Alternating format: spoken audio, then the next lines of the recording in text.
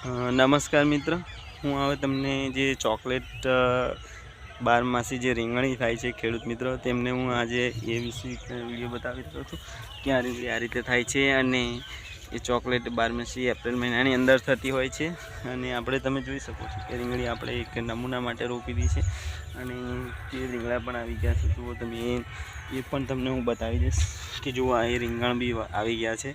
આ રીતે રીંગણ પણ આવી જતા હોય છે. અને હવે આપણે ફરીવાર બીજા નવા દરુની અંદર શરૂઆત કરી છે. અને દરું બીજું નવું આપણે નાખવા જઈ રહ્યા છે. તે કેવી રીતે નાખીએ છીએ એ વિશે પણ તમને હું બતાવીશ. જો આ મેં બીજા ખેતરની અંદર રીંગણી વાવવા માટે આ દરુના ચારા બનાવ્યા છે, આની અંદર બી નાખ્યા છે. અને બીજું આની અંદર પણ આપણે ફરી નાખવાના છે.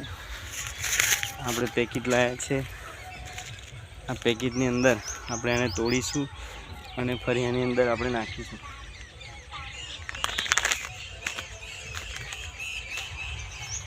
તો આ રીતે આપણે કાઢતા હોય છે બિયારણ.